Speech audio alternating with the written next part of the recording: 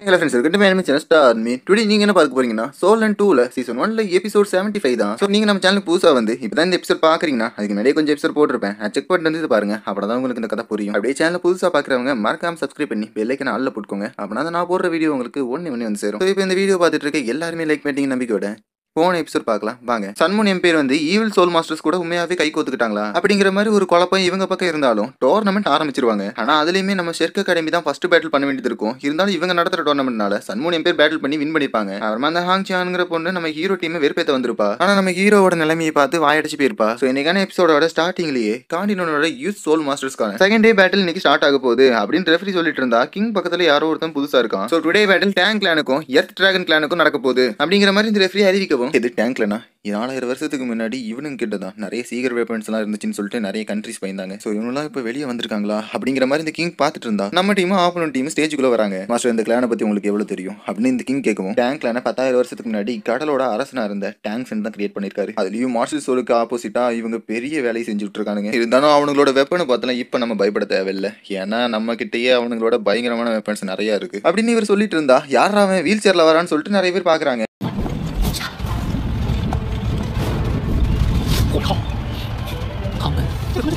என்னடா இந்த டோர்னமெண்ட்டுக்கு ஒருத்தன் வீல் சேர்ல வந்திருக்கான் அப்படின்னு சில மக்கள் பார்த்துட்டு இருந்தா அவன் என்ன ஊனமற்றவனா அப்படின்னு சில பேர் பாக்குறாங்க. ஆனா ஒருத்தி மட்டும் இன்ட்ரெஸ்டிங்கா இருக்கே அப்படின்னு பாக்குறா. ஐயா டுடே நீ என்ன பண்றேன்னு நானும் பாக்குறேன் அப்படின்னு ஹாங்சன் பார்த்துட்டு இருக்கவும் அவன் இப்படி இருக்கிற ஒருத்தரைக்கு கூட்டு வந்திருக்கீங்களே எந்த ஒரு பிரச்சனையும் இல்லையா அப்படின்னு ரெஃபரி கேட்கவும் பரவாயில்ல நான் தான் பேட்டில் பண்றேன் அப்படின்னு ஹீரோ வரான். இப்படி ஒரு மாற்றுத்திறனாலேயே எப்படி நம்ம பேட்டிலுக்கு அனுப்புறானுங்க இதை சும்மா விட மாட்டேன் அப்படின்னு ஒரு பொண்ணு காண்டாயிட்டு ரிங்குக்குள்ள வரவும் சரிடவங்க நான் பாத்துக்கிறேன் அப்படின்னு ஹீரோ ரோங்கர் அனுப்பிட்டு பேட்டிலுக்கு ரெடி ஆறான். அதே நேரத்தில் இந்த ரெஃபரியுமே பேட்டில் ஸ்டார்ட் பண்ணி வைக்கிறான்.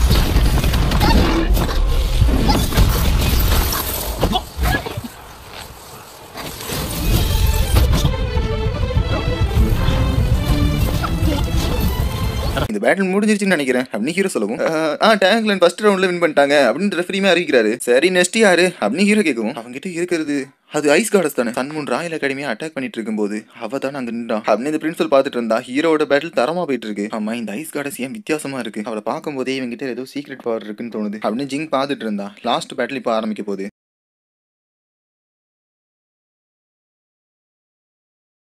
என்னோட பேர் கிக்யூ என்கிட்ட ஏத்துட்டாங்கன்னு இருக்கு இந்த டீமோட லீடரும் நான் தான் அப்படின்னு இந்த பொண்ணு சொன்னா நான் டேங்க் லைனோட ஆயுகா அப்படின்னு ஹீரோ சொல்றான்.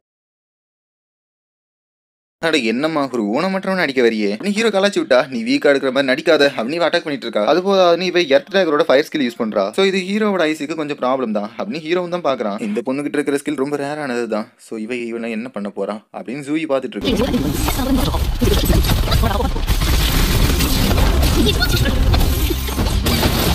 அப்படின்னா உன்னால யாரையும் அடிக்க முடியாதா அப்படின்னு இந்த பொண்ணு கேட்கவும் அது தோக்க போற உனக்கு தேவையில்லைன்னு நினைக்கிறேன் அப்படின்னு ஹீரோ சொன்னா நான் தோத்துட்டா என்னோட குடும்பமே உன் குடும்ப பேரை வச்சுக்கிறோம் அப்படின்னு இந்த பொண்ணு காண்டில் அட்டாக் பண்றா. இருந்தாலும் ஸ்னோ கார்டஸ் இந்த பொண்ணை அசால்ட்டாவே சமாளிக்கிறாங்க. இந்த பொண்ணு கிட்ட ஏசியன் மார்ஷல் சோலான ரூஜ் டிராகன் தான் இருக்கு. சோ இவளுமே ஒரு ஈவில் சோல் மாஸ்டர் மாதிரி தான் தெரிறா அப்படின்னு இவர் பார்த்துட்டு இருந்தா கீழே நம்ம ஸ்னோ கார்டஸ் அந்த பொண்ணை அட்டாக் பண்ணிட்டு இருக்காங்க. இந்த பொண்ணுமே அதை தடுக்கிறதுக்கு லைட்டோட காம்போ அட்டாக் யூஸ் பண்றா. ஆனா அப்படி பண்ணியுமே நம்ம ஹீரோ மேல படாத பார்த்து இவ ஷாக் ஆயிட்டு இருந்தா ஹீரோ அவனோட பவர் யூஸ் பண்ணி தான் அதெல்லாம் அவன் மேல படாத மாதிரி பாத்துக்கிறான். இங்க பாருமா உன்னோட பவர் இவ்வளவு ஸ்ட்ராங்கா இருந்தாலும் என்ன அட்டாக் பண்ண முடியலன்னா அது வேஸ்ட் தான் அப்படின்னு ஹீரோ சொன்னா அப்ப இந்த மொத்த இடத்தையும் நான் டிஸ்ட்ராய் பண்ணிடுறேன்டா அப்படின்னு இந்த பொண்ணு அட்டாக் பண்றா.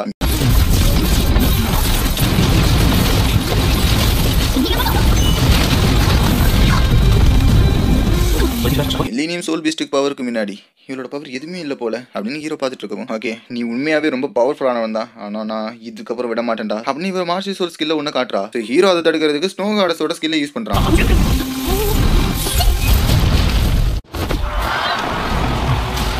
நீ என்னதான் என்னோட ஸ்கில் எல்லாத்தையும் பிரேக் பண்ணிட்டாலும் இதுல இருந்து உன்னால தப்பிக்கவே முடியாது அப்படின்னு இந்த பொண்ணு சொன்னா ஓகே உன்னோட ஏசியன்லாம் ரொம்ப பவர்ஃபுல்லானது தான் ஆனா அதை வச்சு என்ன காயப்படுத்தணும்னு நினைச்சேனா ரொம்ப தப்புமா அப்படின்னு ஹீரோ முன்னாடி வந்தா நீ எவ்வளவு தைரியம் இருந்தா என்னோட ஏன்ஷியன்களாவே மொக்கன்னு சொல்லிருப்ப அப்படின்னா இன்னொன்னு தரேன் அதை சமாளிச்சு காட்டுறா அப்படின்னு அந்த பொண்ணு திரும்பவும் அட்டாக் பண்ண வந்தா ஹீரோ அதை அசால்ட்டாவே சமாளிக்கிறான்.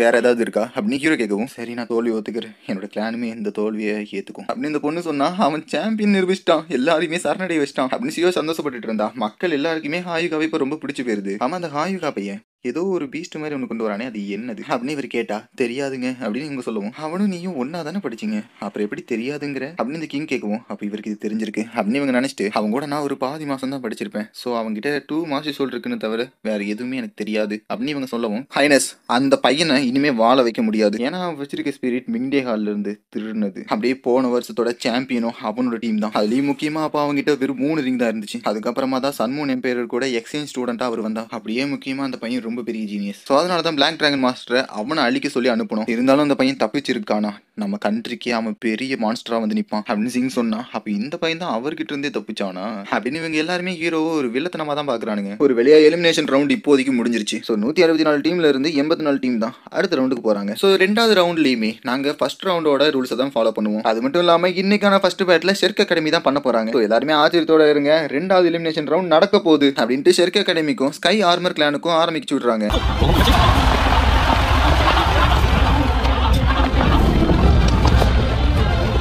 இந்த பேட்டில் ரொம்ப ஆர்வமா இருக்கும்னு நினைக்கிறேன் அப்படின்னு மக்கள்லாம் பேசிட்டு இருக்கவும், நான் ஷெர்க்கு கிட்ட கொஞ்சம் தனிப்பட்ட முறையில் பேசணும்னு நினைக்கிறேன். அதாவது டீம் பேட்டில் இதை மாற்ற முடியுமா அப்படிங்கிறதான் கேட்கணும் அப்படின்னு இந்த கேப்டன் சொல்லவும், அப்படின்னா இவனுங்க சோலோ பேட்டில் வீக்குன்னு சொல்லிட்டு அவங்களுக்கு தெரிஞ்சிருக்கு, அதனால தான் டீம் பேட்டில் கேட்கறாங்க போல அப்படின்னு இந்த பொண்ணு பேசிட்டு இருந்தா. என்னடா நம்ம தானே வின் பண்ண போறோம் எப்படியும் அப்படின்னு டே கோபின் அசால்ட்டா இருக்கான். இது சோலோ பேட்டில் இருந்தாலும் சரி டீம் பேட்டில் இருந்தாலும் சரி நம்ம தான் கண்டிப்பா வின் பண்ண போறோம் அப்படின்னு ஜூயி ஆல்ரெடி சொல்லியிருக்காங்க. நாங்களுமே அவங்க பேட்டில் அக்செப்ட் பண்ணிக்கிறோம் அப்படின்னு கொயர் சொல்லவும், சரி அப்படின்னா இந்த டீம் பேட்டில் மாத்துறதுக்கு எல்லாருமே அக்செப்ட் பண்ணிக்கிறனால இது டீம் பேட்டில் மாறப்போகுது அப்படின்னு இந்த ரெஃப்ரி பேட்டில் ஸ்டார்ட் பண்ணி வைக்கிறாரு.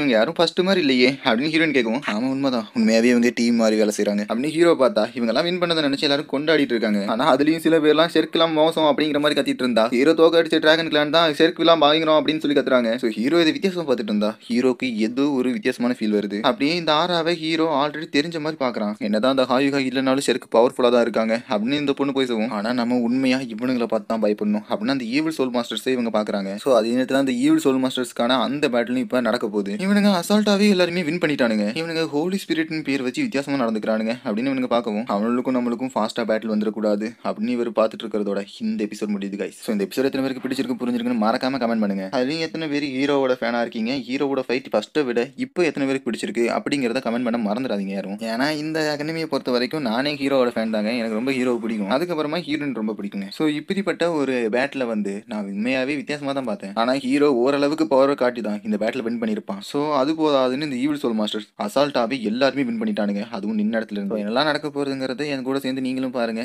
நான் உங்களை நெக்ஸ்ட் எபிசோட மீட் பண்ணேன்.